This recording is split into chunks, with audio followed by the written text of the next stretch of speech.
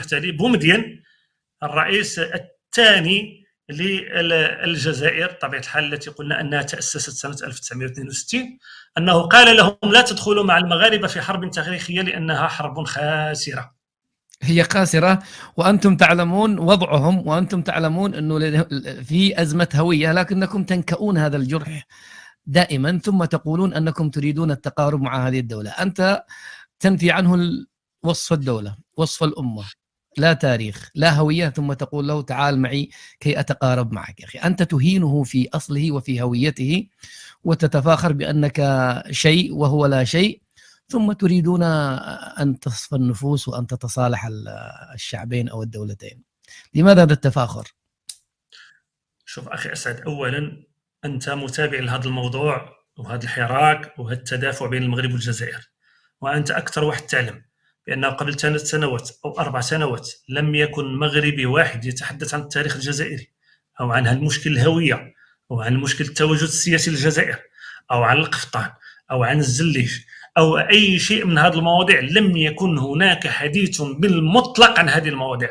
هم من بدأوا يتحرشون بالتاريخ المغربي، هم من حاولوا تزوير التاريخ ديال العلاقات بين البلدين، هم من حاولوا تكريس مجموعة من الأكاذيب والهرطقات كأنها حقائق مادية أصيلة، هم من قالوا بأن المغرب لم يساعد الأمير عبد القادر، هم من قالوا أن المغاربة لم يساعدهم وغدروا بهم في ما يسمى بالثورة الجزائرية رغم أنها لم تكن ثورة، هم من قالوا أنهم حقرونا سنة 1963 رغم أنهم هم من اعتدوا علينا سنة 1963، هم من ساهموا في تأسيس هذه الجبهة الإرهابية الانفصالية على يد الهواري بومدين، هم من كرسوا في سياستهم الخارجية لمساندة أو للعمل على فصل هذا المغرب على عمقه الإفريقي وفصل المغرب عن صحرائه المغربية، هم من تحرشوا بالمغرب لمدة 50 سنة. نحن قمنا بردة فعل عكسية لندافع عن حقوقنا، عن تاريخنا، عن هويتنا، عن حضارتنا. وقبل هذا التاريخ لم يكن أي مغربي، لأن لم نكن نتوقع في وقت من الأوقات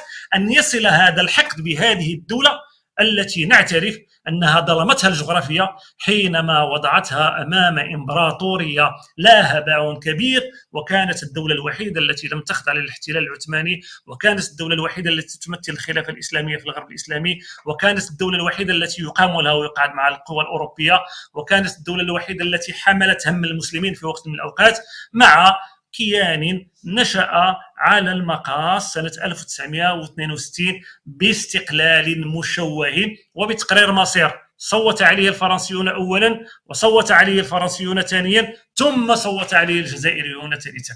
فهذا هو المشكل أخي أسعد. إذن هم يعني لم يستمعوا إلى وصية بومدين ألا يدخلوا معكم في صراع تاريخي فدخلوا، فكانت القاضية. إذن مسألة الهوية والتاريخ أنا نفسي لمستها فعلا عندما يفتح هذا الملف.